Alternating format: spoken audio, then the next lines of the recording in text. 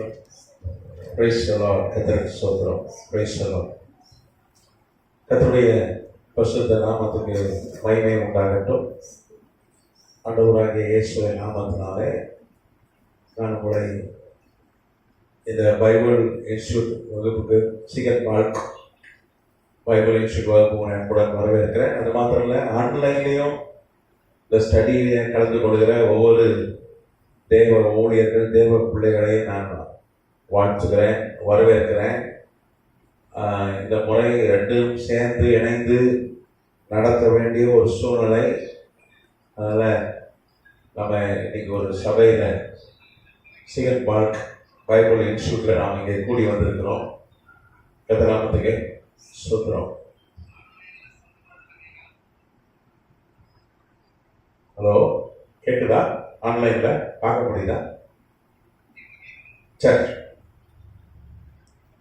இன்றைக்கு இந்த ஸ்டடி முடிவில் நமக்கு ஆர்டினேஷன் ஆராதனை இருக்கிறது. நம்ம மத்தியில் மெல்கிஸ் அப்படின்னு ஒரு ஐயா வந்திருக்காங்க. அவங்களோட பாஸ்டர் அடைன் பண்ண போகிறோம். அவங்க ரவி டேனியல் பாஸ்டர் ஐயாவையும் நான் கூட வரவேற்கிறேன். அவங்க மூலமாக தான் அவங்க தான் ரெக்கமெண்ட் பண்ணியிருக்காங்க. நம்ம ரவி டேனியல் பாஸ்டர் ஐயா மந்தவெளியிலே அவங்க சபை வச்சுருக்காங்க. ஒரு பைபிள் இன்ஸ்டியூட் வகுப்பு அங்கே நடைபெறுகிறது. கர்த்தர் நாமத்துக்கு ஸ்தோத்திரம். அதற்கு எல்லாமே நான் வாழ்த்துறேன், வரவேற்கிறேன்.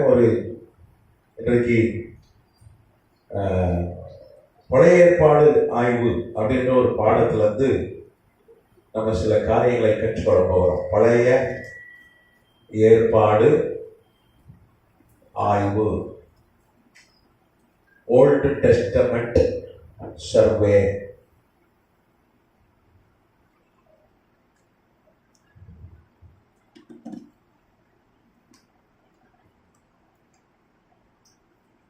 இதை ஓட்டி கூட சொல்லுவாங்க. ஓட்டி, நீங்கள் ஓட்டி படிச்சீங்கன்னா ஆமாம் நாங்கள் ஓட்டி படித்தோம் அப்படின்னு நீங்கள் சொல்லலாம். இதுதான் ஓட்டி. வேத புஸ்தகத்திலேருந்து ஒரு வசனத்தை, சில வசனங்களை நம்ம வாசிக்கலாம். ஆதியாகம புஸ்தகம், ஆதியாகமம் 40ஆம் அதிகாரம் 14, 15 ஆகிய வசனங்களை வாசிக்கலாம். இது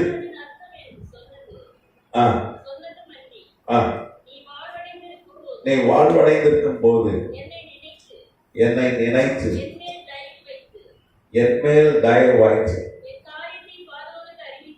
என் காரியத்தை பார்வோனுக்கு அறிவித்து இந்த இடத்திலிருந்து என்னை விடுதலையாக்க வேண்டும். நான் எபிரேயருடைய தேசத்திலிருந்து களவாய் கொண்டு வரப்பட்டேன். என்னை இந்த காவல் கிடங்கில் வைக்கும்படிக்கும் நான் இவ்விடத்தில் ஒன்றும் செய்யவில்லை என்று சொன்னார். எதிராமத்துக்கு சொல்றோம். இங்க யோசேப்பு என்கிற ஒரு மனிதனை குறித்து நாம் வாசிச்சோம். யோசேப்பு எல்லாருக்கும் தெரிந்த ஒரு மனிதன். வேற புஸ்தகத்தில் சண்டே ஸ்கூல்ல கூட யோசேப்பு கதை சின்ன பிள்ளைகளுக்கெல்லாம் கற்றுக் கொடுத்துருப்பாங்க. நிறைய பேருக்கு யோசேப்பு, ஜோசப்னு பெயர் வைப்பாங்க. ரொம்ப பிரபலமான ஒரு மனிதன். இவன் எல்லாருக்கும் தெரிந்தபடி யாக்கோபுடைய 11வது மகன்.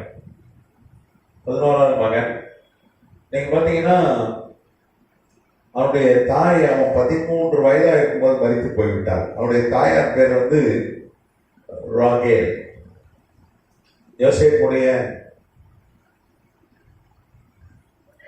யோசேப்பு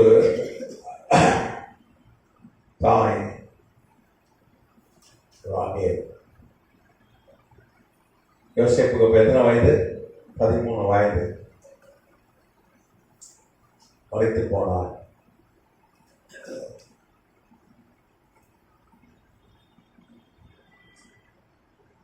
நீங்க ராகேல் பார்த்தீங்கன்னா யோசேப்பு மற்றும் பென்யமீன் 2 பிள்ளைங்க அவருக்கு. பென்யமீன் தான் கடைசி. யோசேப்புக்கு 12 பிள்ளைகள், ஆண் பிள்ளைகள், ஒரே ஒரு பெண். பேர் உங்களுக்கு தெரியுமா? தீனாள் ஒரு பெண். யாக்கோபு பெரிய கோடீஸ்வரன், ஆபிரகாமே பெரிய பணக்காரன். நம்ம போன வகுப்புல ஆபரகம் குறித்து பார்த்தோம், அப்படிதானே? மிகப்பெரிய பணக்காரன் 5 லட்சம் கிலோ தங்க வச்சிருந்தான்னு சொல்லி பார்த்தோம். கரெக்டா? ஏராளமான வேலைக்காரங்க இருந்தாங்க, பெரிய பணக்காரனா இருந்தான் என்று பார்த்தோம். ஏராளமான ஷேக்கர் என்கிற, இன்னைக்கு இஸ்ரேல் தேசத்துக்கு பணம் பேர் ஷேக்கர். அவன் ஈராக்ல மெசொப்பொட்டாமியால கல்தேர் தேசத்துல ஊர் என்கிற ஒரு பட்டணத்துல இருந்து கர்த்தர் அழைப்பை பெற்று அவன் என்ன பண்ணான்? கானானுக்கு வந்தான். ஆபிரகாமுடைய வீட்டை தொழில்துறை விஞ்ஞானிகள் 2013 வீட்டை கண்டுபிடித்தார்கள். அவங்க வீடு ரொம்ப பெருசு. கேம்ப்பெல் அப்படின்ற ஒரு பிரிட்டிஷ் விஞ்ஞானி தலைமையில அவங்க வீட்டை கண்டுபிடிச்சிருக்கிறாங்க. மிகப்பெரிய வீடு. இன்னைக்கு அப்படி ஒரு வீடு கட்டினோம்னா அந்த லேண்டு எல்லாம் சேர்த்தா ஒரு 1000 கோடி ரூபாய் வேணும். எவ்வளவு வேணும்? அவ்வளோ பெரிய வீடு, அவ்வளோ பெரிய கோட்டை, அவ்வளோ பெரிய வீட்டில் வாழ்ந்தவன். ஏராளமான தங்கம் வைத்திருந்தான். ஏராளமான ஆட்கள் அவன்கிட்ட வேலை செஞ்சாங்க. அடிமைகள் ஏராளமா இருந்தாங்க. நம்ம போன வகுப்புல பார்த்தோம், இப்படி ஒரு 5 கிலோமீட்டர், இப்படி ஒரு 5 மீட்டர் நீளம், 5 கிலோமீட்டர் அகலம். அந்த அவ்வளவு பெரிய இடத்துக்குள்ள அவனுக்கு ஆடு மாடு இருந்தது, ஒட்டகங்கள் இருந்தது, ஏராளமான செல்வம் இருந்தது. அவனுடைய ஆபிரகாமுடைய பேரன் யாரு? ஆபிரகாமுடைய பேரன் யாரு? யாக்கோபு. யாக்கோபுடைய மகன் தான். ஆமா, பெரிய பணக்காரர்கள், பெரிய ஆட்கள், கர்த்தரால் ஆசீர்வதிக்கப்பட்டவர்கள். அவங்க யாக்கோபுடைய 11வது மகன். யாக்கோபுக்கு நிறைய மனைவிகள், லேயாள், ராகேல் நமக்கு தெரியும். மற்றவங்க பேர் தான் இருக்கு பைபிள்ல. நிறைய மனைவிகள். அதுல ராகேல தான் நம்ம ரொம்ப நேசிச்சான் என்று வேதம் சொல்லுது, அப்படிதானே? ஃபர்ஸ்ட் ராகேல தான் யாக்கோபு என்ன பண்ணோம். அந்த காலத்துல நீங்க பாத்தீங்கன்னா யாக்கோபு காதலிச்சான் என்று பார்க்கிறோம். யாக்கோபு ஒரு 4000 வருஷத்துக்கு முன்னாடி அன்னைக்கு என்ன, அவனுடைய மாமா மகளை காதலித்தான். நாமத்துக்கு சொத்துறோம். அதுக்கப்புறம் லேயாளை ஏமாத்தி அவன் மாமன் திருமணம் பண்ணி வச்சுட்டான், லாபான்னு. அதுக்கப்புறம் திரும்பி 14 வருஷம் உழைத்தான் மாமனார் வீட்டுல. கர்த்தர் அவனை ஆசீர்வதித்தார். வெறுகையா போனான். திரும்பி வரும்போது 2 பரிவாரங்களோடு வந்தான். ஏற்கனவே அவங்க அப்பா ஈசாக்கு தாத்தா சொத்துலாம் இருந்தது, ஆபிரகாம் சொத்துலாம் இருந்தது. அது போல இவன் வேற சம்பாதிச்சாங்க. பெரிய பணக்காரன், மிகப்பெரிய பணக்காரன். 13 வயசுல ராகேல் மரித்து போய்விட்டார். கர்த்தநாமத்துக்கு சொத்துறோம். அதனால அவனுக்கு கொஞ்சம் செல்லமா வளர்த்தான் யோசேப்ப. அம்மா இல்லாத பிள்ளை, அம்மா இல்லாத பிள்ளை என்பதனால கொஞ்சம் செல்லமா வளர்த்தான். நீங்க பாத்தீங்கன்னா 16 வயசா இருக்கும்போது யோசேப்புக்கு 16 வயது.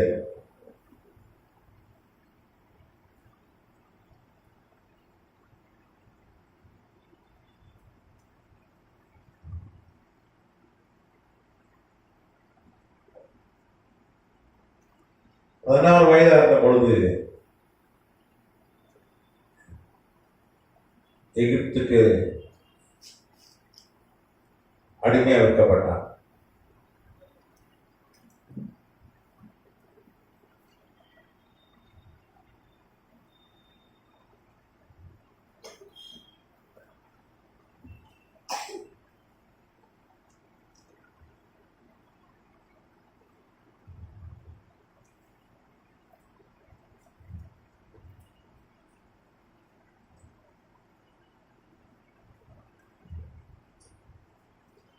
ஆயிரத்தி 898 கிமு பிசி என்றது கிறிஸ்து பிறக்கிறதுக்கு ஒரு 1898 வருஷம் முன்னாடி அவனுடைய 16வது வயதுல அவன் விற்கப்பட்டான். ராகேல் 1903 மறிச்சு போயிட்டான். கிமு கிறிஸ்து பிறக்கிறதுக்கு ஒரு 1903 வருஷம் முன்னாடி ராகேல் மறிச்சு போயிட்டான். ராகேலுடைய கல்லறை எங்க இருக்கு? பெத்லகேம்ல இருக்கிறது அவருடைய கல்லறை. நீங்க இஸ்ரேல் தேசத்துக்கு போனீங்கன்னா கல்லறையை பார்க்கலாம். அப்போ 16வது வயதுல யோசேப்பு அடிமையாய் விற்கப்பட்டான். கர்த்தநாமத்துக்கு சொத்துறோம். நீங்க பாத்தீங்கன்னா 27 வயசு வரைக்கும் போத்திபார் வீட்டுல இருந்தான். போத்திபார் அப்படின்னு ஒரு பெரிய எகிப்திய அதிகாரி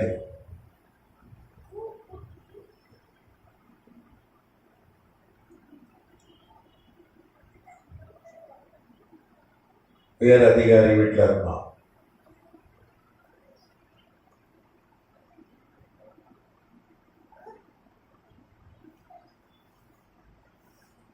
அடிமையா இருந்தான். நீ பாருங்க, அடிமைகள் அப்படின்றது இன்னைக்கு இல்லை. அடிமைத்தனத்தில் முடிச்சுட்டாங்க. ஆனால் ஒரு காலத்தில் அடிமைத்தனம் இருந்தது. மார்க்கெட்டில் ஆட்கள் விற்பாங்க. ஆடு மாடு விற்கிற மாதிரி என்ன பண்ணுவாங்க, ஆட்களை விற்பாங்க. இப்படி ஒரு ஆட்டை வாங்கிட்டா அந்த ஆடு நமக்கு சொந்தம், அது போடுற குட்டியும் நமக்கு சொந்தம். அப்படிதானே? ஒரு சந்தையில போய் ஒரு மாட்டை வாங்கிட்டா மாடு நமக்கு சொந்தம், அது போடுகிற கண்ணுக்குட்டியை நமக்கு சொந்தம். அதே மாதிரி ஒரு அடிமை வாங்கிட்டா அடிமையுடைய பிள்ளைகளும் யாருக்கு சொந்தம்? அந்த அடிமையை காசு கொடுத்து வாங்கினவங்க சொந்தம். அன்னைக்கு அப்படி சட்டம். யோசேப்பு அப்படிதான் அடிமையா விற்கப்பட்டான். இன்னைக்கே பாருங்க, வேலை பளு, 24 மணி நேரம் வேலை செய்யணும், தூக்க முடியாது, உடம்பு சரியில்லைன்னா படுக்க முடியாது. அப்படி ஒரு மோசமான ஒரு நிலைக்கு அவன் போயிட்டான். அது காரணம் என்ன? 16ஆம் வயதில் அவனுடைய சகோதரர் அவனை விற்று போட்டார்கள். எல்லாருக்கும் தெரியும் அந்த வரலாறு. நம்ம சின்ன வயசுல சண்டே ஸ்கூல்லே சொல்லி கொடுத்தாங்க. சாவடிக்க ட்ரை பண்ணாங்க. அதுக்கப்புறம் என்ன பண்ணாங்க, ஒரு படுகொலிக்குள்ள போட்டாங்க. அதுக்கப்புறம் அடிமை வியாபாரிகள் வந்தபோது காசு கொடுத்துட்டாங்க. நான் ஏற்க போயிடல.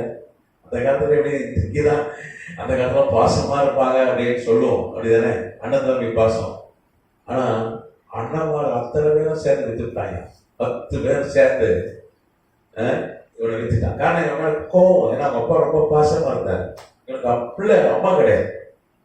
மற்ற எல்லாருக்கும் அம்மா இருந்தது, இவனுக்கு அம்மா இல்லை.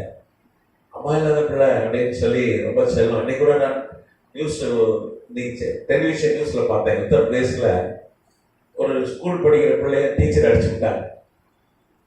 ஆனால் அவங்க அப்பா போறாரு. சின்ன பிள்ளை தான், அதுக்கு எப்போ ஒரு 8 வயசு இருக்கும், 7 வயசு இருக்கும். நேராக போய் ஒவ்வொரு அளவு டீச்சர்கிட்ட, அம்மா இல்லாத பிள்ளை, அம்மா செத்துக்கிட்டாங்க, அதான் வளர்க்குறாங்க. ஒவ்வொரு அளவு தான். அதை எவ்வளோ ஒருத்தன் வீடியோ எடுத்து பண்ணான், போட்டால் பெரிய இன்னைக்கு இந்தியா முழுக்க வைரல் ஆயிடுச்சு. பொதுவாக அப்படிதான். அம்மா இல்லாத பிள்ளை அப்படின்னா ஒரு தாய்மை என்ன பண்ணுவாங்க, ஸ்பெஷல் கேர் எடுப்பான். அப்படி ஸ்பெஷல் கேர் எடுத்ததுதான் இவங்களுக்கு பிடிக்கல. அண்ணன்மாருக்கு பிடிக்கல. என்ன இந்த பிள்ளைக்கு மாத்திரம் ஸ்பெஷல் கேர், நம்மளெல்லாம் என்ன பண்ண மாட்டேங்கிறாங்க, சரியா கவனிக்க மாட்டேங்கிறாங்க. பொதுவாக நிறைய பிள்ளைகள் இருந்தாலே ஒரு பட்சபாதம் வந்து நமக்கு காட்டுறாங்களோ அப்படின்னு ஒரு எண்ணம் வரும். அது இயற்கை. இங்கே எத்தனை பிள்ளைங்க? 12 பசங்க, ஒரு பொண்ணு வேற 13. அதனுடைய விளைவு தான். அதனால தான் பிள்ளைகளை ஈக்குவலாக நடத்தணும். இல்லைன்னா என்ன ஆயிரும், ஒருத்தருக்கு ஒருத்தர் பகை வந்துடும். சமமா ஒரு துருப்பிடிச்ச ஆணியா இருந்தா ஒரு 12 ஆணி இருக்க ஆளுக்கு ஒரு ஆணி கொடுத்துருக்கணும். அது இரும்பு ஆணியோ இல்லை தங்க ஆணியோ கரெக்டா பிரிச்சுட்டா சண்டை இருக்காது. அப்ப தாய் தாப்பன் வந்து எப்படி இருக்கணும், கரெக்டா இருக்கணும். அதுதான் இங்க பிரச்சனை காரணம். அதனால போன ஒருத்தன் அடிமையா விற்கப்படுகிறான். கர்த்தர் நாமத்துக்கு சுதந்திரம். இப்ப 16 வயசுல பெரிய இளவரசாங்க, பெரிய பணக்கார வீட்டு பிள்ளை. ஆனா அவங்க வீட்டுல ஏராளமான அடிமைகள், வேலைக்காரர்கள். ஆனா இவன் அடிமை போயிடும். யோசிச்சு பாருங்க, எவ்வளவு சொகுசா வாழ்ந்தவன். அங்க போத்திபார் வீட்டுல வேலை செய்யறான். நீங்க பாத்தீங்கன்னா போத்திபார் யோசேப்பு ரொம்ப அழகான ஒரு வாலிபர். போத்திபார் ஒரு மனைவி இருந்தா. மனைவியுடைய பேர் பைபிள்ல இல்லை. அப்ப 27 வயது யோசேப்புக்கு. அப்போ 27 வயசு. போத்திபார் மனைவி, நான் இங்கிலீஷ்ல எழுதிடுறேன். போத்திபார் மனைவி பேர் வந்து சுலேகா.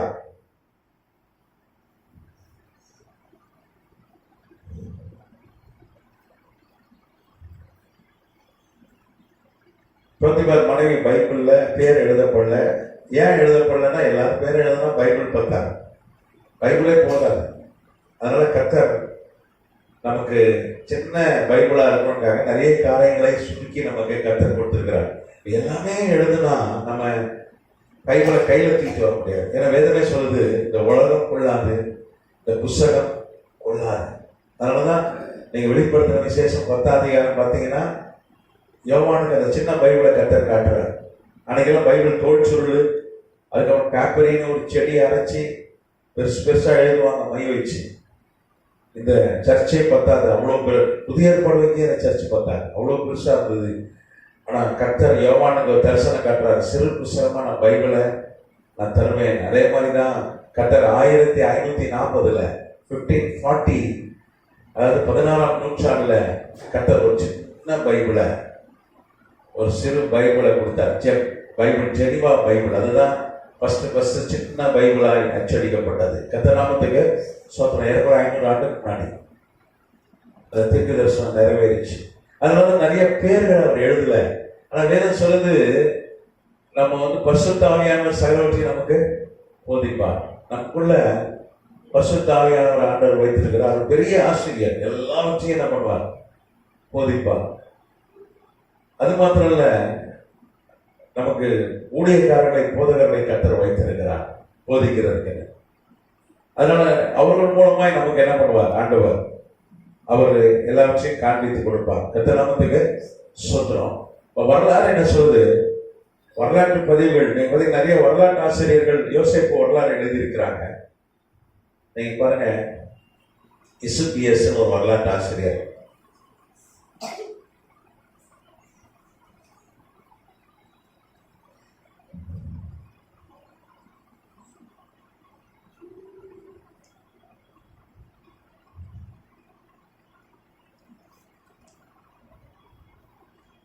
வரலாற்று அப்புறம் வேணால் அப்படின்னு ஒரு வரலாற்று ஆசிரியர். அப்புறம் வேணால்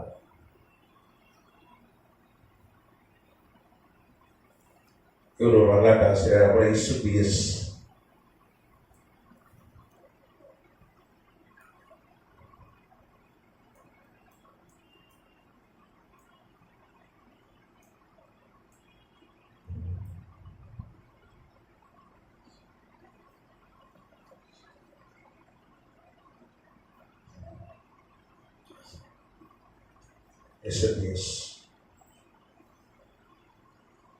அதுக்கப்புறம் பார்த்தீங்கன்னா இட்டனேரியம் பர்டிகாலினிஸ் அப்படின்னு ஒரு வரலாற்று நூல். இது ஒரு புஸ்தகம். இட்டனேரியம்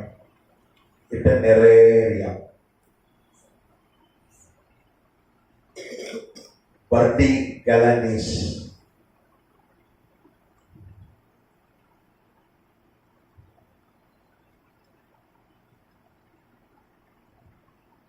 இது ஒரு வரலாற்று நூல். இது ஹிஸ்டரி புக், ஹிஸ்டரி வரலாறு.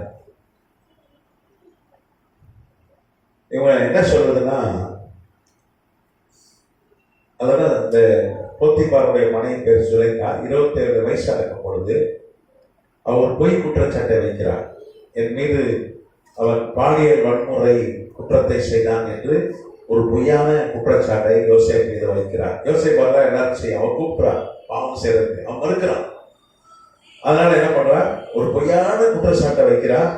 அதன் நிமித்தம் தான் 27வது வயதுல, யோசேப்புக்கு 27 வயசு இருக்கும்போது அவன் சிறைக்கு போறான். அவன் என்ன சொல்றான்? ஆதியாகமம் 40 வாசம், நான் ஒரு தவறும் செய்யல, நான் எபிரேய தேசத்துல இருந்து என்னை திருடிட்டு வந்துட்டாங்க, என்னை கடத்திட்டு வந்துட்டாங்க, களவாய் கொண்டு வரப்பட்டேன். இன்னைக்கு பாத்தீங்கன்னா டெல்லி காரங்க வந்து கடத்துறாங்க. அதே மாதிரி அவன் சொல்றான், நான் எபிரேயர்களுடைய தேசத்துல இருந்து என்னை கடத்திட்டு வந்துட்டாங்க, களவா கொண்டு வரப்பட்டாங்க, என்னை நான் எந்த தவறும் செய்யல, அநியாயமா என்னை போட்டாங்க அப்படின்னு சொல்றான். யார்கிட்ட சொல்றான்? அவன் பான பாத்திரக்கார தலைவர்கிட்ட சொல்றான். அவன் சிறைச்சாலைல 3 ஆண்டுகள் இருக்கிறான் ஜெயில. நீங்க பாத்தீங்கன்னா 27 வயசுல இருந்து 30 வயது வரைக்கும் யோசேப்பு சிறையில இருக்கிறான். ஒரு தப்பு செய்யல. இன்னைக்கே சிறைச்சாலை ஒரு ரொம்ப மோசமான இடம். இன்னைக்கே சிறைச்சாலை போறதுக்கு எல்லாரும் அஞ்சுகிற இடம்.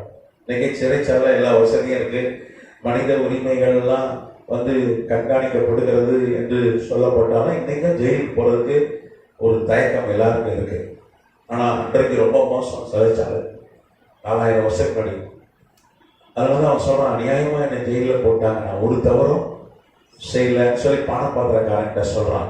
பானபாத்திரக்காரன் பார்த்தீங்கன்னா, அப்போ பானபாத்திரக்காரன்ட்ட பேசும்போது 29 வயசு 27 வயசு யோசேப்புக்கு. அப்ப பானபாத்திரக்காரன் அப்படின்னா நெகேமியா புஸ்தகத்தை நீங்க வாசிச்சீங்கன்னா நெகேமியா ஒரு பானபாத்திரக்காரன். பானபாத்திரக்காரன் அப்படின்னா ராஜா ஜூஸ் குடிக்கிறதுக்கு முன்னாடி இவங்க குடிக்கணும். அவங்க உயிரோடு இருந்தா ராஜா குடிப்பார். ஏன்னா ராஜாவுக்கு நிறைய சதி இருக்கும். வீட்டிலே விஷம் வச்சிருவாங்க. மனைவியை நம்ப முடியாது, பிள்ளைகளை நம்ப முடியாது. நீங்க பாத்தீங்கன்னா வரலாறு படிச்சீங்கன்னா அப்படிதான். நம்ம சதாம் ஹுசேன்ல வந்து பிடிச்சி தூக்கில போட்டாங்க, கேள்விப்பட்டிருப்பீங்க. சதாம் ஹுசேன் யாரெல்லாம் கேள்விப்பட்டீங்க? ஈராக்குடைய அதிபர், உலகத்தையே ஆட்டி படைத்தவர். கனவுல கூட நினைச்சிருக்க மாட்டார் நம்மளை தூக்கி போடுவாங்க. அமெரிக்கா வந்து அவரை காட்டி கொடுத்தா மனைவி தான். மனைவி கோவம், அவதான் காட்டி கொடுத்தா. இங்கதான் ஒழிஞ்சிருக்காரு, நான் கண்டுபிடிச்சிருக்கு. ஏன்னா ஒரு குழியை தோண்டி அதுக்குள்ள ஒரு ஃபேனை வச்சு இருந்தார் ஒரு பண்ணையில. அவங்க நாட்டுக்குள்ளே ஒழிந்திருந்தார். என்ன மோசமான ஒரு நிலைமை. அந்த நாட்டை ஆண்டவன் உலகத்துக்கு அமெரிக்காவுக்கு டெய்லி சவால் விடுவார்.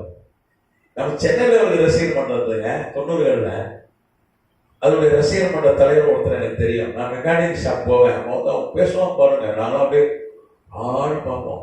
சதாம் ஹுசேனை பத்தி இன்னைக்கு விஜய் பத்தி அவங்க ஆட்கள்லாம் பேசுறதை விட 100 மடங்கு பேசுவாங்க. இன்னைக்கு தாவேகை கட்சி தலைவரை பத்தி அவங்க வாலிப பிள்ளைகள் எப்படி பேசுறாங்க, பயங்கரமா பேசுதுல்ல. அதை விட 100 மடங்கு ஒருத்தன் பேசுவான். ஆனா அவன் நாட்டுக்குள்ள ஒளிந்து கிடக்கிறான். ஒரு பண்ணைக்குள்ள ஒரு குடியை தோண்டி கிடக்கிறான். யாருக்கு பயந்து ஒளிந்து கிடக்கிறான்? அமெரிக்காவுக்கு பயந்து. அவன் வாழ்க்கையில எப்படி நிலைமை வருது பாருங்க. யாருமே எங்கேயோ இருக்கு அமெரிக்கா, எத்தனையோ 1000 கிலோமீட்டர் கப்பல் இருக்கிற அமெரிக்கா. இவனை மனைவிதான் காமிச்சு கொடுத்தான். இந்த பண்ணையில இருக்கிறான், அது குழி தோண்டி ஒளிஞ்சிருக்கிறான். ஏன்னா யாரையும் நம்ப முடியாது. அதனாலதான் அன்றைக்கு அரசர்கள் என்ன பண்ணுவாங்கன்னா இந்த பானபாத்திரக்காரர் வச்சிருப்பாங்க.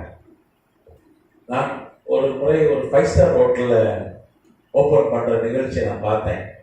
அப்போ மரியாதைக்குரிய மறைந்த டாக்டர் எம்ஜிஆர் தான் சிஎம். அப்போ அவருக்கு அது ஒரு 5 ஸ்டார் ஹோட்டல், பிரசிடென்ட்னு சொல்லிட்டு ஒரு ஹோட்டல் மயிலாப்பூர் டாக்டர் ராதாகிருஷ்ணா சாலையில. இன்னைக்கு அதை இடிச்சிட்டாங்கன்னு நினைக்கிறேன். ஒரு ஹோட்டல் இருக்கு, அந்த ஹோட்டலு அது திறந்து வச்சாங்க.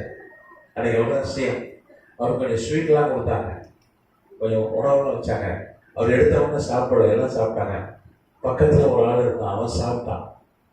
அவனே பார்த்துட்டு இருந்தான். சாப்பிட்டுட்டு கொஞ்ச நேரம் கழிச்சு எங்களுக்கு சாப்பிட்டான். அப்புறம் ராஜாக்களுக்கு வந்து சதி எவ்வளவு இருக்கும் பாருங்க. செத்து போயிட்டு அடுத்த தான் ராஜா, யாரோட கொள்றானோ அவன் ராஜா. அதனால இந்த பானபாத்திரக்காரனை ஒரு சிறையில் போட்டிருந்தார் ராஜா. அவன் மேல ஒரு சந்தேகம், இவன் சதி பண்றான். அது மாத்திரம் சுயம்பாகின்னு ஒருத்தரை போட்டிருந்தார். சுயம்பாகி அப்படின்னா ராஜாவுக்கு வந்து உணவு கொடுத்தா அதை சாப்பிட்டு டெஸ்ட் பண்ணிட்டு அதுக்கப்புறம் தான் சாப்பாடு சாப்பிட்றதுக்கு ஒருத்தர் வச்சிருந்தார் ராஜா. ஜூஸ்க்கு ஒரு ஆளை வைத்திருந்தார். அப்போ அவங்களுக்கு கனவு வருகிறது, நம்ம எல்லாருக்கும் தெரியும். அந்த கனவுக்கான அர்த்தத்தை யார் சொன்னா? யோசேப்பு சொன்னான். யோசேப்புல பரிசுத்த ஆவியானவர் இருந்தார். அந்த நீங்க பைபிள் பார்த்தீங்கன்னா 1 கொரிந்தியர்ல நாம் பார்க்கிறோம் 9 வரங்களை குறித்து நாம் பார்க்கிறோம். 1 கொரிந்தியர்ல நீங்க பார்த்தீங்கன்னா அறிவை உணர்த்தும் வசனம், ஞானத்தை போதிக்கும் வசனம் அப்படின்ற இந்த வரங்கள் 1 கொரிந்தியர் 12ஆம் அதிகாரத்தில் சொல்லப்பட்டிருக்கிறது. 1 கொரிந்தியர் 12:8 வாசிக்கலாம். எப்படி எனில் ஒருவனுக்கு ஆவியினாலே ஞானத்தை போதிக்கும் வசனமும், வேறொருவனுக்கு அந்த ஆவியினாலே அறிவை உணர்த்தும் வசனம் அப்படின்ற இந்த வரம் 9 வரத்துல இந்த 2 வரம் அது யோசேப்புக்கு அளவில்லாமல் கிரியை செய்தது. அதனாலதான் அந்த சொப்பனத்துக்கான சரியான அர்த்தத்தை அவன் சொன்னான்.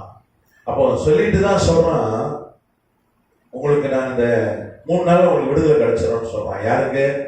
பானபாத்திரக்காரனுக்கு. நீங்க உங்களுக்கு மரண தண்டனை கிடைக்காது. இந்த சொப்பனத்தின்படி உங்களுக்கு 3 நாள்ல கர்த்தர் என்ன பண்ணுவார்? விடுதலை கொடுத்துவார். மறுபடியும் ராஜா அவங்கள வேலையில சேர்த்துப்பாரு.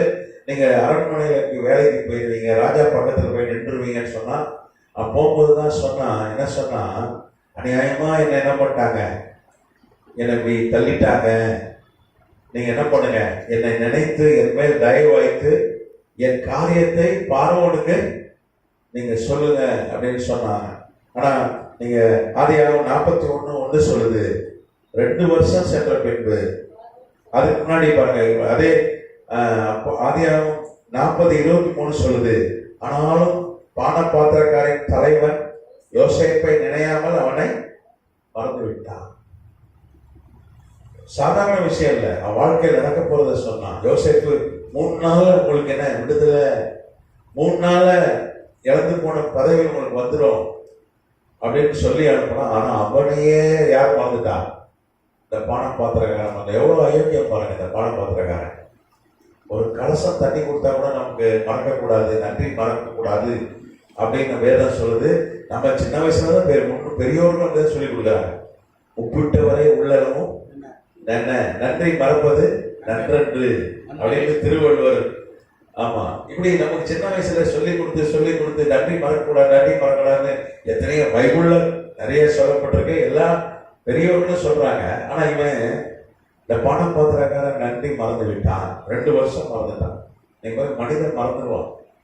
அதனால ஆண்டவர் சொன்னார், நாசிலே சுவாசம் உள்ள எந்த மனிதனையும் நம்பாத. மனுஷன் நம்பிடுவான், தாய் கூட மறந்துடுவான்றார் ஆண்டவர். தாய் தன் பாடங்களை மறந்தா நான் உன்ன இங்க இவன் மறந்துட்டான். நீங்க பாருங்க, யோசேப்பு பார்க்கிறவங்களுக்கெல்லாம் சொல்றான், நான் இப்படி ஒரு பிரச்சனை இருக்கிறேன். அப்போ மனிதர்களிடையே பேசணுமே, நிச்சயமா ஆண்டவர்கிட்ட ஜெபம் பண்ணிப்பான். ஜெபிக்கிறவன் யோசேப்பு ஜெபிக்கிறவன். நீங்க அவனை குறித்து நிறைய காரியங்கள் எழுதப்படலைன்னா கூட வரலாறு என்ன சொல்ல, ஒரு ஜெபம் எப்பொழுதும் ஜெபித்துக் கொண்டே இருக்கிறவன், ஜெபிக்கிறவன். அவன் ஜெபிக்கிறதுனாலதான் கர்த்தர் அவனோடு இருந்தா. அவன் ஜெபிக்கிறதுனாலதான் அவனால பாவத்தை ஜெயிக்க முடியுது. நீங்க ஜெபிக்கிறதுனால சோதனையை ஜெயிக்கவே முடியாது. கொஞ்சம் ஜெபம் குறைஞ்சிச்சுன்னா பாவத்துல விழுந்துடும். ஆண்டவரே சொல்றாரு, நீங்க சோதனைக்கு உட்படாதபடிக்கு விழித்திருந்து ஜெபம் பண்ணுங்க. 1 மணி நேரம் ஜெபிக்க கூடாதா? அப்போ பாவத்தை ஜெயிக்கணும்னா, சோதனையை ஜெயிக்கணும்னா 1 மணி நேரமா குறைஞ்சது என்ன பண்ணணும்? நம்ம ஜெபிக்கணும். இப்போ செல்போன்ல எப்படி சார்ஜ் போடுறோம்? நீங்க செல்போன்ல சார்ஜ் இறங்கிடுச்சுனாலே உங்களுக்கு எல்லாமே ஆட்டோமேட்டிக்கா அது ஒரு 20% கீழே போயிடுச்சுனாலே என்ன ஆயிரும்? நிறைய வேலை செய்யாது, வெறும் போன் காலுக்கு தான் வரும். நீங்க வீடியோ பார்க்க முடியாது, ஃபேஸ்புக் பார்க்க முடியாது. அது தெரியுமா உங்களுக்கு? ஆட்டோமேட்டிக்காவே நம்ம செட்டிங் என்ன ஆயிடும்? வெறும் போன் கால் தான் வரும். எல்லாம் வேலை செய்யற நின்றோம். 20% மேல சார்ஜ் இருந்தாதான். ஆனா நம்ம உடனே என்ன பண்ணிடுவோம்? உடனே சார்ஜ் போடுவோம். அதே மாதிரி தான் ஜெபமும் சார்ஜ், நம்மள சார்ஜ் பண்றது ஜெபம். செல்போன் அடிச்சு முடிச்சு எங்க இருந்தாலும் சரி, அது எந்த இடமா இருந்தாலும் சரிதான், உடனே சார்ஜ் போடுறோம். ஆனா இங்கே சார்ஜ் இறக்கும் போது நம்ம என்ன பண்றது இல்லை, சார்ஜ் போடுற ஜெபம் தான் சார்ஜ். அதனால அந்த சொல்லி 1 மணி நேரம் சார்ஜ் பண்ணாதான் உன்னால பாவத்தை ஜெயிக்க முடியும். யாரை பார்த்து சொன்னாரு? பேதுரு, யோவான், யாக்கோபு 3 பேரும் கடந்து தூங்குறாங்க. ஜெபிக்கலாம் வாங்கன்னு கூப்பிடுறாரு. இவங்கெல்லாம் குரட்டை விட்டு தூங்குறாங்க. அப்பதான் சொன்னாரு, 1 மணி நேரம் விழித்திருக்க கூடாதா? 1 மணி நேரம் நீ ஜாப் பண்ணாதான் பாவத்தை ஜெயிக்க முடியும், சோதனையை ஜெயிக்க முடியும். அப்ப இந்த சோதனையை ஜெயிக்கிறவனா இருந்தான். எப்பேற்பட்ட பாவம்! அவ போத்திபார் மனைவி சிலைங்க சொல்றான், நீ வண்டி பாவம் செய்யணும், உன்னை கொன்றுவேன், ஜெயில போட்டுருவேன்றா. அவன் செத்தாலும் பரவாயில்லையா? பைபிள்ல போட்டிருக்கு, பாவத்துக்கு ரத்த சின்னத்தக்கதாக எழுத்து நிலுங்கள். பாவத்துக்கு செத்தாலும் பரவாயில்லையா, நான் பாவம் செய்ய மாட்டேன். அப்படிதான் சாத்ராக் மேஷாக் ஆபத்நேகோ அக்கினியில போட்டாலும் பரவாயில்லன்னு சொல்லி பாவம் செய்யல, விக்கிர காலம் பாவம் செய்யல. அதனாலதான் அவன் ஜெபிக்கிறவனா இருந்தான். அப்ப அவன் என்ன ஜெபம் பண்ணிருப்பான்? அவன் கேட்டதுதான் அவன் விடுதலை. நீங்க பாத்தீங்கன்னா, ஒரு அடிமையை விடுதலை பண்ணிட்டான், மறுபடியும் என்ன பண்ணிடுவாங்க? எங்க அடிமையா இருந்தாலும் அங்கேதான் அனுப்புவாங்க. இப்ப போத்திபார் வீட்டுக்கு தான் அனுப்புவாங்க. அவன் பார்த்தான், சிறைச்சாலையோட அங்கே எவ்வளவோ பரவாயில்ல, இந்த 4 செவத்துக்குள்ள இருக்கிறதோட இந்த போத்திபார் வீடு எவ்வளவோ பரவாயில்ல அப்படின்ட்டா என்ன பண்ணா, ஆண்டவரே இந்த 4 செவத்துல இருந்து என்னை காப்பாத்தி கொண்டு போயிருங்க ஜெபம் பண்ணான். கர்த்தர் நாமத்துக்கு ஸ்தோத்திரம். ஆனா 30வது வயதுல கர்த்தர் பார்வோனுக்கு ஒரு சொப்பனத்தை கொடுத்து, நீங்க பாருங்க, அவனை கர்த்தர் உயர்த்திட்டார். அந்த வசனத்தை வாசலாம். ஆதியாகமம் 41ஆம் அதிகாரம், ஆதியாகமம் 41ஆம் அதிகாரம் 38ல இருந்து 40 வரைக்கும் வாசிங்க. 40-41 வாசிங்க. 40-41 ஆதியாகமம் 41. ஆ ஆ ஆ ஆ ஆ ஆ ஆ ஆ ஆ ஆ தன்னுடைய இரண்டாவது ரதத்தின் மேல் அவனை ஏற்றி தென்னனிட்டு பணியுங்கள் என்று அவனுக்கு முன்பாக குறிவித்து எகிப்து தேசம் முழுமைக்கும் அவனை அதிகாரி ஆக்கினான். அல்லேலூயா. அவன் கேட்டதெல்லாம் ஒரு ஜெயில இருந்து ஒரு சின்ன ஒரு விடுதலை. மறுபடியும் அடிமையா கொண்டு போய் விட்டாலும் பரவாயில்ல, இந்த ஜெயிலுக்கு அது எவ்வளோ, அது கொடுமை தான், ஆனால் அதுக்கு எவ்வளோ பரவாயில்ல. நேற்று கூட பாகிஸ்தான்ல கோர்ட்ல ஒரு தீர்ப்பு கொடுத்தாங்க. ஒரு ஆள் ஒரு பெண்ணை அடிமை மாதிரி வச்சிருந்தான். கோர்ட்ல போட்டோம்னா கோர்ட் என்ன சொல்லிச்சு, மறுபடியும் அவன் வீட்டுக்கே அனுப்பிச்சு. இப்பவே இப்படி இருக்கு இந்த நூற்றாண்டுல, இந்த டிஜிட்டல் யுகத்துல. அன்னைக்கு அப்படிதான் விடுதலை பண்ண என்ன பண்ணிருப்பாங்க, மறுபடியும் இந்த சுலேகா கிட்ட தான் அனுப்பியிருப்பாங்க. சுலேகா யாரு, போத்திபார் மனைவி கிட்ட தான் அனுப்பியிருப்பாங்க. ஆனா பரவாயில்ல, இதுக்கு எவ்வளவு பரவாயில்ல தான் ஜெபம் பண்ணான். ஆண்டவரே, அவன் பண்ண ஜெபம்னா, யோசேப்புடைய ஜெபம் என்னன்னா சிறைச்சாலையிலிருந்து விடுதலை தாங்க. ஆனா ஆண்டவர் என்ன பண்றாரு, அவன் ஜெபித்ததை விட, அவன் நினைத்ததை விட, வேண்டிக் கொண்டதை விட கர்த்தர் என்ன பண்றார், எகிப்து முழுக்க அவன் அதிகாரியாய் மாற்றுகிறார். அவனுக்கு பார்வன் சொல்றான், நீ ரதத்துல போகும்போது எகிப்துல இருக்க அத்தனை ஜனங்களும் அவனை என்ன பண்ணுவாங்க, தென்னனிட்டு பணியுவாங்க. எல்லாம் முன்னாடி போறத சொல்றாங்க. இப்ப ராஜாக்கெல்லாம் பராக்கன் வாங்க, பாத்தீங்களா, ராஜா வருகிறார் பராக் பராக்கன் வாங்க. நம்ம நாடகத்துல சினிமால பார்த்துருக்கோம், நிஜத்துல அப்படி பண்ணாங்களான்னு தெரியல. ஆனா இங்க யோசேப்பு போகும்போது ஒருத்தர் கத்திக்கினே போவான். பிரைம் மினிஸ்டர் யோசேப்பு போறா, எல்லாம் உளுந்து கும்பிடுங்கன்னு கத்துவான். எல்லாரும் உளுந்து கும்பிட்டாங்க. அவனை ஜெயில போட்டா பாருங்க, சுலேகா அவளும் கும்பிட்டான். அவனை போத்திபார் கும்பிட்டான். யார் வீட்டுல அட்டிங்கா இருந்தாலும் கொடுத்தான். ஏன்னா வேதம் சொல்லுது, மனிதனுக்கு பயப்படுப்பான கண்ணியை பயப்பட மனுஷனுக்கு பாவம் செய்யல. அதுலதான் கர்த்தர் என்ன பண்ணார், அவனை உயர்த்தினான். அல்லேலூயா. யார் அவனை மிரட்டினாங்களோ அவங்களுக்கு பயந்து பாவம் செஞ்சிருந்தானோ கர்த்தர் அடிச்சிருப்பாரு, விளங்காம போயிருப்பான். ஒரு பொத்திபாரு ஒரு நாள் கை கடமா பார்த்து கொண்டிருப்பான். ஆனா நான் மனிதனுக்கு பயப்பட, அடிமையா இருந்தாலும் எனக்கு யாருமே இல்லை, எந்த பலனும் இல்லை, நான் மனிதனுக்கு பயப்பட மாட்டேன்னு ஒரு முடிவெடுத்து செஞ்சான். ரெண்டாவது பாவத்துக்கு அவன் எதிர்த்துனா, நீங்க பாத்தீங்கன்னா பரவாயில்ல அப்படின்ட்டு ஜெயில போட்டாலும் பரவாயில்ல, பாவம் செய்யல. அவன் கர்த்தர் பாருங்க, அவன் ஜெபத்தை கேட்கிறாரு. அவன் கேட்டதுதான் ஒரு சின்ன விடுதலை தான். ஆனா கர்த்தரோ என்றால் போத்திபாரை விட, அவனை ஜெயில போட்ட சுலேகாவை விட எகிப்துக்கே பிரைம் மினிஸ்டராய் கர்த்தர் அவனை உயர்த்துறதை பார்க்கிறோம். ஏன்னா காரணம், ஆண்டவர் வந்து எபேசியர் 3:20 சொல்லி இருக்கிறாரு. ஆமா, நினைப்பதற்கும் வேண்டிக் கொள்வதற்கும் மிகவும் அதிகமாய் நான் என்ன பண்ணுவேன், கிரியை செய்கிற வல்லமை உள்ள தேவன். எபேசியர் 3:20 ஒரு வாசிக்கலாமா? எபேசியர் 3:20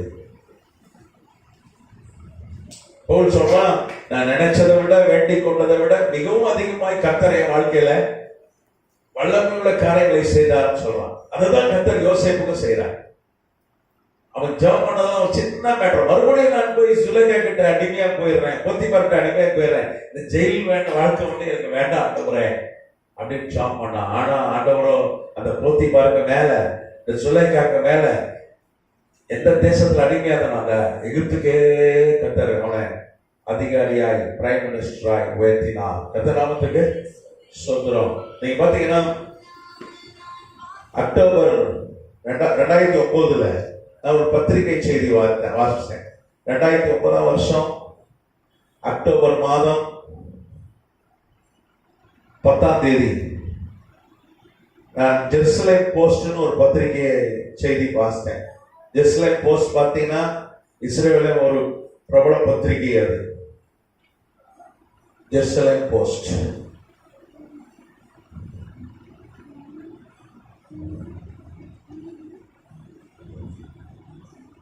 நீங்க அந்த பத்திரிகை செய்தி என்ன சொல்லுச்சு? யோசேப்புடைய உருவம் பிடித்த நாணயங்களை விஞ்ஞானிகள் கண்டுபிடித்திருக்கிறார்கள் அப்படின்னு ஒரு செய்தி வெளியிட்டுச்சு. அதாவது யோசேப்பு ரூபா, நம்ம காயின்ஸ்ல யார் இருக்கா? நம்ம ரூபா இந்திய படத்துல யார் இருக்கா? காந்தி தாத்தா. அதே மாதிரி எகிப்து தேசத்துல படத்துல யார் படம் இருந்தது? எவ்வளவு பெரிய ஆளு படம் இருக்கும். அமெரிக்காவில் யார் படம் இருக்கு? Abraham Lincoln. கொஞ்ச நாள் காந்தி தாத்தா படத்தை எடுத்தாலும் எடுத்துருவாங்க நம்ம ஆளுங்க மத்தியில் ஆளுகிறாங்க. ஏன்னா ஏற்கனவே ஒரு பேரெல்லாம் எடுத்துட்டாங்க. ஏற்கனவே சுட்டு கொள்வாங்க. அவங்களுக்கு வேண்டிய ஆள் தான் கொண்டுட்டான். அவங்க யாரு காந்தியை சுட்டது? யாரு ஓட்ஸை? யாரு இவங்க ஆள் தான். ஒரு காலத்துல சுதந்திரத்துக்கு போராடின காந்தியை சுட்டது யாரு? இவங்க தான். ஒரு காலத்துல வெள்ளைக்காரன் கூட சேர்ந்துட்டு சுதந்திரத்துக்கு போராட்ட ஆட்களை செயல கொண்டு துன்புறுத்தின ஆட்கள் இவங்க தான். இவங்ககிட்ட தான் ஆட்சியை கொடுத்துருக்கோம். நம்ம எவ்வளவு நன்றி கெட்டவர் இருப்பாங்க. எகிப்துல இந்த பானபாத்திரக்காரன் நன்றி கெட்டவன் சொல்றோம். நம்ம தான் நன்றி கெட்டவர். அது தமிழ்நாட்டில் கொடுக்கல, வட இந்தியக்காரன் கொடுத்துட்டு அவன் தான் ஓட்டு போட்டான். இங்கே அவருக்கு யாரும் ஓட்டு போடல. நன்றி கிடையாது. இந்த தேசத்துக்காக சுதந்திரத்துக்காக போராட்ட ஆட்கள்லாம் மறந்துச்சு. வெள்ளக்காரன் கூட சேர்ந்துச்சு. அயோக்கியத்தனம் பண்ண ஆட்களை தான் நம்ம ஆட்சி கொண்டு வந்துருக்கோம். நமக்கு யாரும் நன்றியே இல்லை, வரலாறே தெரியல, நமக்கு படைசெல்லாம் தெரியல, எல்லாத்தையும் மறந்துட்டோம். இப்ப என்ன பண்றாங்க? அவங்க காந்தி பேரே எடுத்துட்டாங்க. ஒரு சரி, அதே மாதிரி யோசேப்பு அன்னைக்கு எழுச்சி ஆண்ட பொழுது 80 வருஷம் பிரைம் மினிஸ்டர் தான். எத்தனை வருஷம் தான்? இன்னைக்கு பாருங்க, doctor Robert Griffin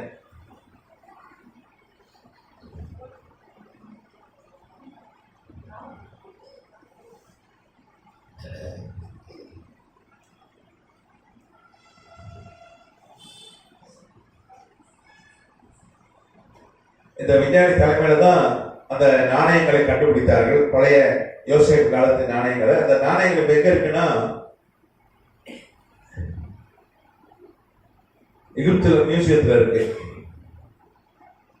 museum of Egypt. நீங்க எகிப்து போனீங்கன்னா அந்த காசெல்லாம் பார்க்கலாம்.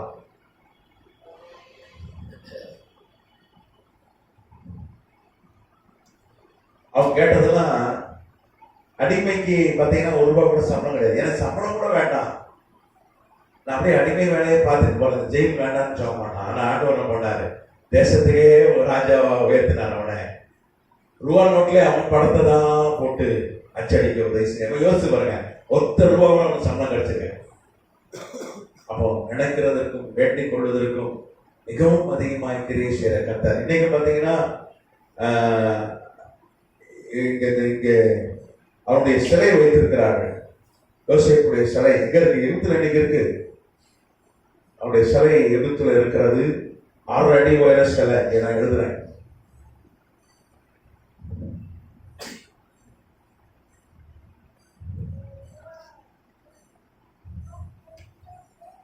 எகிப்துல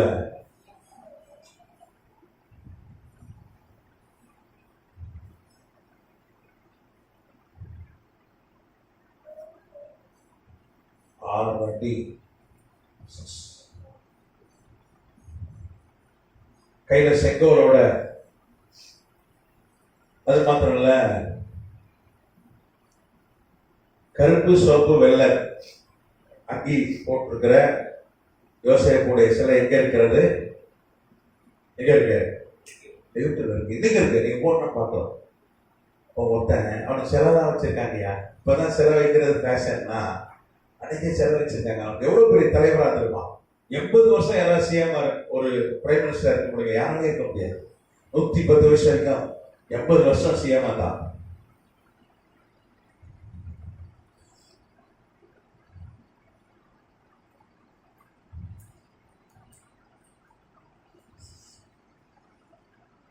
கருப்பு சிவப்பு வெள்ளை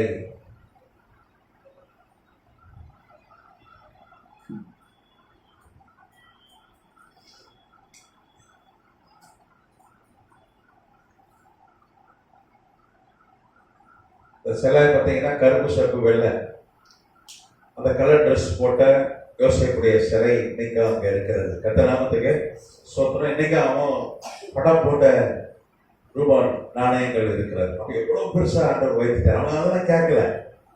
எனக்கு ஒரு சின்ன ஒரு விடுதலை தான் கேட்டான். ஆனா நினைத்ததை விட, ஜெபித்ததை விட, எதிர்பார்த்ததை விட, வேண்டிக் கொண்டதை விட கர்த்தர் என்ன பண்ணார்? செய்தார். அதுதான் நமக்கும் செய்வேன்னு சொல்றேன். அதனாலதான் நான் இந்த பிளான் இன்னைக்கு உங்களுக்கு எடுத்தேன். அதுதான் நமக்கு செய்ய போறார். இந்த பிப்ரவரி மாசத்துல இந்த ஆண்டுல அப்படி செய்ய போகிறார். எதிர்பாராத நடக்க போகுது. நீங்க ஜெபிச்சதை விட அதிகமா நடக்க போகுது. ரொம்ப அதிகமா நடக்க போகுது. பெருசா செய்ய போறாரு. ₹1 கூட எனக்கு வேண்டாம்னு சொன்னாங்க. அவன் பேர அவன் பணம் போட்ட காசை தான் நீங்க யூத்தியர் வந்து என்ன பண்ணாங்க, வந்து அந்த பணத்தை தான் பயன்படுத்தினாங்க. கர்த்தநாமத்துக்கு ஸ்தோத்திரம். கர்த்தர் நம்மளை ஆசீர்வதிப்பாராக. குறிப்பா இந்த ஆன்லைன்ல வந்திருக்க இணைந்திருக்கிற தேவ ஊழியர், தேவ பிள்ளைகள், கனப்பொருந்திய தேவ மனிதர்கள், இவங்கெல்லாம் வந்து உங்களுக்கு நான் நன்றி சொல்றேன். அடுத்த வகுப்பு நம்ம வந்து நான் அடுத்த வெள்ளிக்கிழமை உண்டு. நான் உங்களுக்கு ஆன்லைன் அந்த வகுப்பை குறித்து நோட்டிஃபிகேஷன் போடுறேன். இதில் கலந்து கொண்டவங்க எல்லாரும் என்னுடைய நன்றியை தெரிவித்துக் கொள்கிறேன். God bless you. ஏதாவது உங்களுக்கு கேள்வி இருந்தால் வாட்ஸ்அப்பில் எனக்கு போடுங்க. உங்களுக்கு பதில் கொடுக்க நான் ஆசையாக இருக்கிறேன். God bless you. கர்த்தர் உங்களை ஆசீர்வதிப்பார். வந்ததுக்கு இணைந்ததுக்கு நன்றி. கர்த்தர் உங்களை ஆசீர்வதிப்பார்.